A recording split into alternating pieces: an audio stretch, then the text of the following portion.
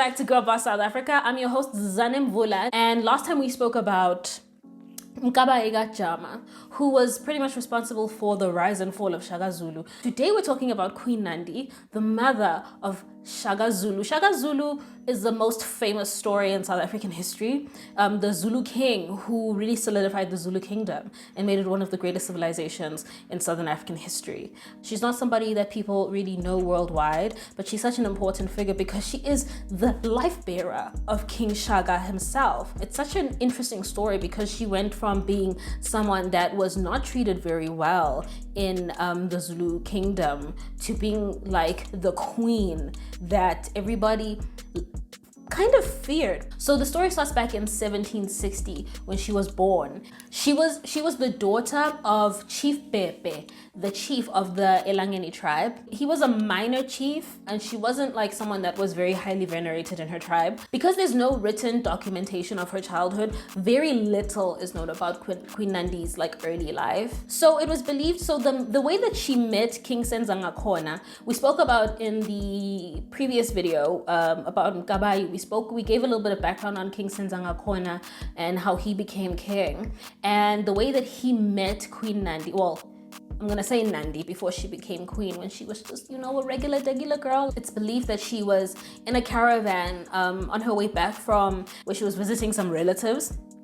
And the caravan then encountered some Zulu warriors, and Senzangakhona, he impregnated her. Fast forward, I guess, a few maybe weeks or however long it took her to discover that she was pregnant. She went and informed the Zulu kingdom that she was pregnant with Senzangakhona Gajama's son. And obviously everybody's like, no way. So they don't take her word for it. They don't accept this whole situation. To them, it's just unnecessary scandal. And as her belly grew, they then claimed that she had been bitten by the Shaka beetle. And the Shaka beetle is like a specific type of beetle at the time that if you got stung by it, your belly would bloat a little bit. And so they claimed that they insisted that it's not pregnancy, it's a bit of bloating from the Shaka beetle sting.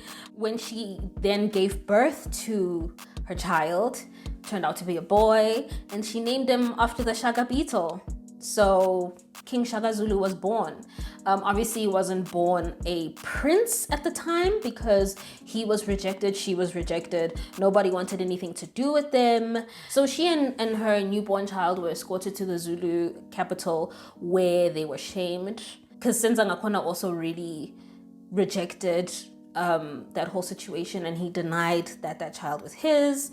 And after some time, I guess, I don't know under what circumstances, maybe they started to see a resemblance or something, but then he eventually married her and accepted Shaka as his child.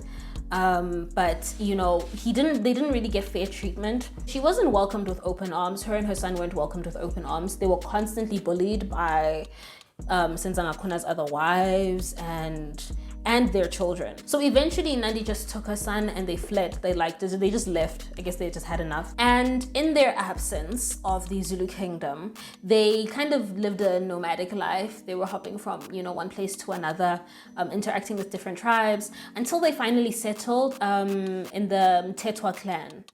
And the chief of the Mtetwa clan took Shaka under his wing and taught him basically how to fight, how to lead. He became kind of the father figure in Shaka's life. So they remained with the Mtetwa tribe for years until he was old enough to return to the Zulu kingdom on his own accord. And he did. He went back and he claimed the throne.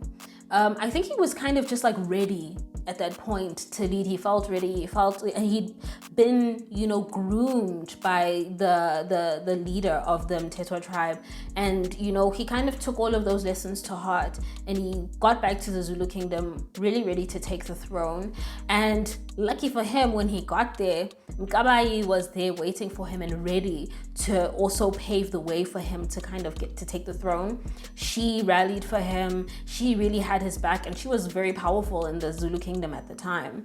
So she called a lot of the shots. So together they kind of did the things that needed to be done for him to take the throne. And he did.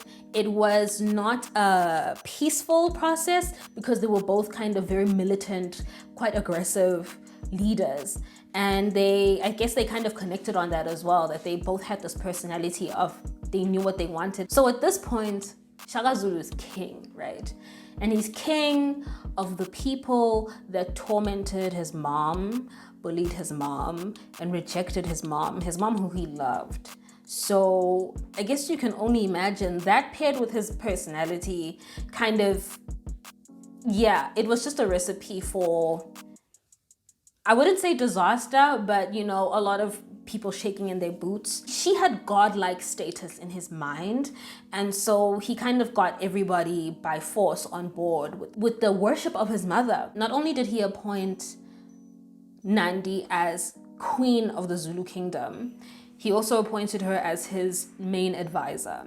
Queen Nandi advised his son until the day that she died. And even in her death, she had a lot of power over the kingdom. In Shaga's state of mourning, I speak about it as well in the Mkabayiga Chama video.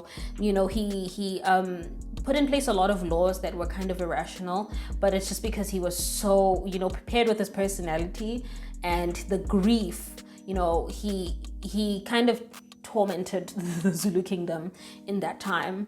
And you know, one of the laws that I didn't mention in the previous video was that he also banned anybody from having children in the year after his mom died.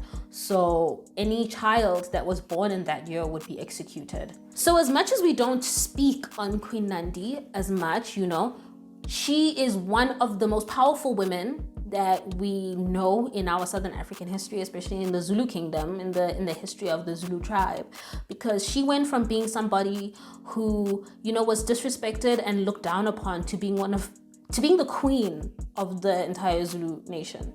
And that is pretty inspirational if you think, you know, rags to riches in modern day life. And, you know, she was empowered by her son, but, you know, she went through the trials and tribulations of having him, regardless of, you know, the fact that he was unwanted by everybody, and raising him, you know, by all means necessary, surviving with him and looking after him and nurturing him and really trying to make sure that, you know, all the right values were instilled in him.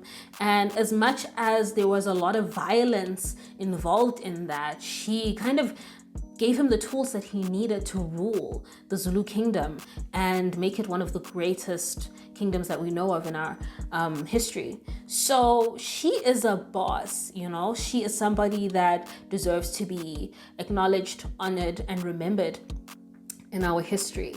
So big ups to Queen Nandi. Thank you so much for watching this video. If there's anything that you know about Queen Nandi that we didn't mention, please do put it in the comments below. I don't know everything, you know. I know what I've learned, on my journey in, you know, research in African spirituality and African history and African identity, indigenous African lifestyle.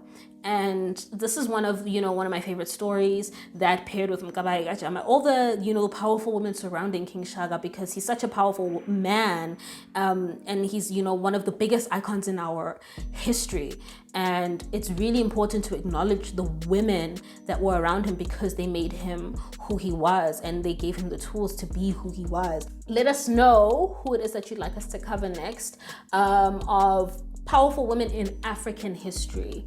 This is a really fun series for us, so we'll be doing a lot more. Don't forget to like, share, and subscribe, pretty please. We've got lots more of this content coming your way. Thank you so much for watching. Hit the subscribe button and also a notification bell so that you can get every new video that comes up as it comes up. Thank you so much.